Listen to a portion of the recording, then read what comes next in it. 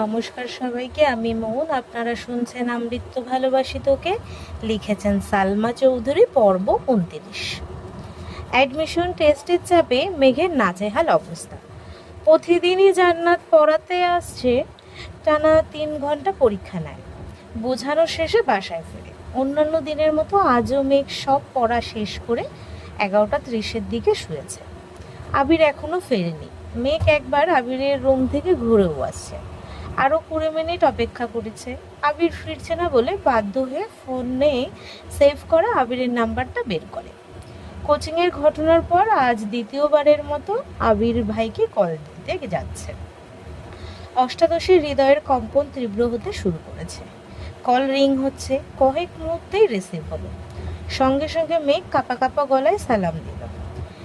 একই সময় ওপাশ থেকে একটা মেয়ের কণ্ঠস্বর ভেসে আসছে। সালাম আর ওপাশের মেয়েলি কণ্ঠের বলা কথাটা একসাথে হওয়ায় মেঘ কথাটা বুঝতে পারেনি। আবির উচ্চস্বরে কাকে বলে উঠল, স্টপ। সহসা স্বাভাবিক কণ্ঠে সালামের উত্তর দিয়ে বলল, ঘুমাসনি এখনো? আবিরের স্টপ শুনে মেঘ এখনো স্টপ হয়েই আছে। কোন মেয়ে, কি বলেছে? আবির ভাই এখন কোথায়? কিছুই ভেবে পাচ্ছে না। কিছুটা ভেবেচিন্তে মেঘ প্রশ্ন করল, আপনি এখন কোথায়? বাসায় কখন আসবেন? আবির গম্ভীর কণ্ঠে উত্তর দিল, বাসায় ফিরতে একটু দেরি হবে। কেন? মেঘ পুনরায় প্রশ্ন করল, কোথায় আছেন? আবির রাশভারী কণ্ঠে উত্তর দিল, একটা কাজে আসছি, তানভীরও আছে আমার সাথে, চিন্তা করিস না। মেঘ খুশি হয়েও হতে পারল না। মেয়ের কণ্ঠ শুনে মনে ভয় ঢুকে গেছে। তানভীর সাথে আছে শুনে একটু খুশি হলেও বেশি খুশি হতে পারল না, কারণ তানভীর আপন ভাই হওয়া সত্ত্বেও ভাইয়ের খোঁজ না নিয়ে আবির ভাইয়ের খোঁজ নিচ্ছে। বিষয়টা কেমন হয়ে গেল না?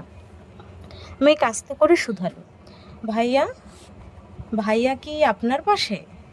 আবির উত্তর দিল, না, একটু দূরে। কথা বলবি? ডাকবো? মেঘ সঙ্গে সঙ্গে বলে উঠল, না না, এমনিতেই। আসছেন না যে, অপেক্ষা করতেছি। আবির ঠান্ডা কণ্ঠে বলল, অপেক্ষা করতে হবে না, আমরা চলে আসব। মেঘ আস্তে করে বলল, টেনশনে ঘুম আসছে না। আবির কপাল কুঁচকে স্বাভাবিক কণ্ঠে উত্তর দিল, আচ্ছা, আসতেছি। মেঘ বেলকনিতে দাঁড়িয়ে অপেক্ষা করছে। অনেকক্ষণ পর আবির আর তানভীর বাসায় ফিরেছে। তানভীর আগে আগে বাসায় ঢুকে পড়লেও আবির নিচে দাঁড়িয়ে কারোর সাথে ফোনে কথা বলছে। মেঘ ব্যালকনি থেকে দাঁড়িয়ে সেই দৃশ্য দেখছে। ঠোঁটে তার মিষ্টি হাসি। মেঘ বিড়বিড় করে বলছে, আবির ভাইয়ের উপস্থিতি যে আমার হৃদয়ে বসন্ত জাগাতে সম্ভব। উনি কবে বুঝবেন এটা? মেঘ আনমনে কত কিছু ভেবে যাচ্ছে। কখন আবির বাসায় ঢুকেছে অষ্টাদশী সেই খেয়ালই নেই। আবির নিজের রুমে না গিয়ে সোজা মেঘের রুমে এসেছে। মেঘকে রুমে না পেয়ে যেই না ব্যালকনির দিকে যাবে, তখনই দৃষ্টি পড়ে মেঘের খাতার দিকে। কেমিস্ট্রির বিক্রিয়ার পাশে বড় বড় অক্ষরে লেখা আবির ভাই। আবির তৎক্ষণাৎ খাতাটা হাতে নিয়েছে। লাস্ট কয়েকটা পৃষ্ঠা উল্টে দেখছে, পড়ার ফাঁকে ফাঁকে খাতা জুড়ে আবির ভাই লেখা, আরও কিছু কিছু রোমান্টিক লাইন, কবিতার অংশ, গানের লাইন, এসব লেখা। এসব দেখে আবিরের মাথায় রক্ত উঠে গেছে। খাতা টেবিলের উপর ছুঁড়ে ফেলে ব্যালকনিতে পা রাখতে রাখতে চিৎকার দিয়ে উঠল, এই মেয়ে, সমস্যা কি তোর? আচমকা আবির ভাইয়ের কণ্ঠ শুনে চমকে ওঠে মেঘ। আবিরের রাগান্বিত মুখবিবর দেখে ভয়ে দুপা পিছিয়ে মাথা নিচু করে নরম স্বরে বলল, কোনো সমস্যা নেই। আবির দ্বিতীয়বারের মতো চিৎকার দিয়ে উঠল, তুই কি পড়াশুনো করবি নাকি করবি না? মেঘের মাথায় কিছুই ঢুকছে না। আবির ভাইকে বাসায় আসতে বলার সাথে মেঘের পড়াশুনোর কি সম্পর্ক? জান্নাত আপুর নেওয়া পরীক্ষাতেও তো ভালোই মার্কস পায়, তাহলে আবির ভাই এমন কেন করছেন? মেঘ ঢোক গিলে ছোট করে বলল, করব। আবির রাগান্বিত কণ্ঠে বলল, লোক দেখানো পড়াশুনো করার কোনো দরকার নেই। এটা তোর জন্য লাস্ট ওয়ার্নিং। যদি তুই ঢাকা বিশ্ববিদ্যালয়ে চান্স না পাস, তাহলে তোর পা দুটা ভেঙে ঘরে বসাইয়া রাখবো। পড়াশুনো যদি করতে চাস তাহলে চান্স পাইতে হবে, আর না হয়। এতটুকু বলেই আবির থামল। চোখে মুখে একরাশ বিরক্তি আর ক্রোধ। এক সেকেন্ড না দাঁড়িয়ে চলে যায় মেঘের টেবিলের পাশে থাকা কাঠের চেয়ারের সজোরে লাথি দিয়ে রুম থেকে বেরিয়ে পড়েছে। লাথিটা চেয়ারে দিলেও কেঁপে উঠেছে অষ্টাদশীর সর্বাঙ্গ। মাথায় ঢুকছে না কিছুই। কি এমন হলো যে আবির ভাই এতটা রেগে আছেন? বাসায় ফেরার কথা বলে কি ভুল করে ফেলেছি? উনি কোথায় বা গেছিলেন? মেঘ কিছুক্ষণ পর রুমের দিকে পা বাড়ায়, চেয়ারটা ফ্লোরে পড়ে আছে। মেঘ চেয়ারটা তুলে ঠিক মতো রাখতে গেলেই চোখে পড়ে খাতাটা। ফ্যানের বাতাসে পাতায় পৃষ্ঠাগুলো উঠছে। মেঘ সঙ্গে সঙ্গে খাতা তুলে নেয় হাতে। খাতা জুড়ে আবির ভাই লেখা দেখে কলিজা শুকিয়ে কাঠ হয়ে গেছে। বিড়বিড় করে বলছে, সর্বনাশ, এই খাতা কি আবির ভাই দেখে ফেলেছেন? তখনই আবির আবার রুমে আসছে। ফ্যান বন্ধ করে মেঘের হাত থেকে খাতাটা এক টানে নিয়ে হাতে থাকা লাইটার দিয়ে আগুন জ্বালিয়ে দিয়েছে। মেঘ বিস্ময়কর দৃষ্টিতে তাকিয়ে আছে। বিশালাকার চোখে সেই আগুন স্পষ্ট প্রতীয়মান হচ্ছে। আগুনের মাত্রা বাড়তে শুরু করেছে, তাই আবির খাতা ছেড়ে দিয়েছে। ফ্লোরে খাতাটা পড়তেই আগুন দ্বিগুণ বেড়ে গেছে। আবির সেই আগুনের দিকে তাকিয়ে থেকে রাশবাড়ি কণ্ঠে বলল, ভবিষ্যতে এই ঘটনার পুনরাবৃত্তি ঘটলে তার ফলাফলটা আরও বেশি ভয়ানক হবে, মনে থাকে যেন। আবির চলে গেছে। মেঘ কিছুক্ষণ দাঁড়িয়ে থেকে সেই আগুন দেখে তারপর সেখানেই বসে পড়েছে। নির্বাক চোখে চেয়ে আছে পুরা খাতার অবশিষ্ট অংশের পানে। আবির শুধু খাতায় পুরায়নি, পুড়িয়েছে অষ্টাদশীর হৃদয়ে বাড়তে থাকা ভালোবাসাকে। আবির কিছু না বলেও বুঝিয়ে দিয়েছে আবিরকে ভালোবাসার যোগ্যতা মেঘের নেই। আবির ভাইয়ের ক্রোধিত আঁখিতে অষ্টাদশীর কোমল মন ঝলসে গেছে। চোখ বেয়ে আজ এক ফোঁটা পানিও পড়ছে না, কেমন যেন পাথরের ন্যায় বসে আছে। এক সপ্তাহ পর শুক্রবার সন্ধ্যেতে আবির বন্ধুদের সাথে আড্ডা দিতে বেরিয়েছিল। কিছুক্ষণের মধ্যেই তানভীর হাজির হলো সেখানে। আজ তানভীরের তেমন কাজ নেই, বন্ধুদের সাথে ঘুরোঘুরি করছে। বিকেলের দিকে এমপির বাড়ি থেকে ঘুরে এসেছে। কি করবে ভেবে না পেয়ে বড় ভাইদের সাথে আড্ডা দিতে আসছে। তানভীর হাসি মুখে সবার সাথে হ্যান্ডশেক করে একটা চেয়ার টেনে বসলো। সবাই তানভীরকে পেয়ে গণহারে প্রশ্ন করা শুরু করেছে, নির্বাচন নিয়ে, তানভীরের কাজ নিয়ে, এমপির কর্মসূচি নিয়ে। তানভীর যা জানে সব উত্তরই ঠিকঠাক মতো দিচ্ছে। আবির চুপচাপ বসে বসে ফোন চাপছে। আড্ডার কেন্দ্রবিন্দু তানভীর হওয়ায় মেঘের টপিক উঠতে বেশি সময় লাগলো না। এতদিন সবাই তানভীরকে আবিরের ছোট ভাই হিসেবেই সম্বোধন করে এসেছে। রাকিব সব জানলেও বরাবরই সে ভদ্র মানুষ ছিল। তবে এখন সবাই মেঘের কথা জানে। মেঘ আর আবিরের কথা জানার পর আজই তানভীরকে পেয়েছে, তাই সবাই নতুনভাবে তানভীরের সাথে পরিচিত হচ্ছে। কথার কথা লিমন বলে উঠল, তানভীর, তুই তোর বোনকে আবিরের কাছে বিয়ে দিতে রাজি হয়েছিস কেন? তানভীর আবিরের দিকে তাকিয়ে স্বাভাবিক কণ্ঠে বলল, আমার বিশ্বাস ভাইয়া আমার বোনকে সারা জীবন রাজানাই করে রাখবে। আমার বোনের জীবনে যত ঝড়ই আসুক না কেন, ভাইয়া সবসময় তার সামনে ঢাল হয়ে দাঁড়াবে। তাই হিসেবে এর থেকে বেশি আমি কি চাইব? রাসেল সঙ্গে সঙ্গে বলে উঠল, আমার একটা প্রশ্ন আছে। তানভীর বলল, বলো ভাইয়া। রাসেল একটু ভেবে বলল, এই যে তুই আবিরকে ভাইয়া ডাকিস, তোর বাকি ভাই বোনরাও আবিরকে ভাইয়া ডাকে, তাহলে মেঘ কেন ভাইয়া ডাকে না? তানভীর সশব্দে এসে উত্তর দিল, তোমার কি মনে হয় বনু ডাকেনি? সত্যি বলতে বনু আমায় ভাইয়া বলে অভ্যস্ত হয়ে গেছে, তাই ভাইয়াকে শুধু ভাইয়া ডাকতে পারে না। ভাইয়া দেশে ফেরার পর প্রথম প্রথম বনু ভাইয়াকে একবার আবির ভাইয়া, একবার আবির ভাই এমন করে ডাকতো। একদিন বড় আম্মুর সামনে আবির ভাই বলায় বড় আম্মু বললেন, ভাইয়ের নাম ধরে ডাকিস না, বড় ভাইয়া বলে ডাকবি। লিমন বলল, পরে? তানভীর আবিরের দিকে একবার তাকালো। আবির চুপচাপ বসে আছে, কারণ সে ভালো করেই জানে তানভীর আসলে বন্ধুরা আবিরের কুকীর্তি জানতে চাইবেই।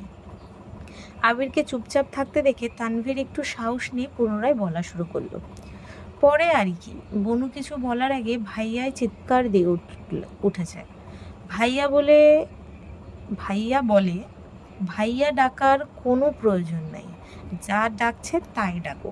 বড় আম্মু এখান থেকে যাওয়ার পর বনু মজা করে বলেছে আবির ভাইয়া।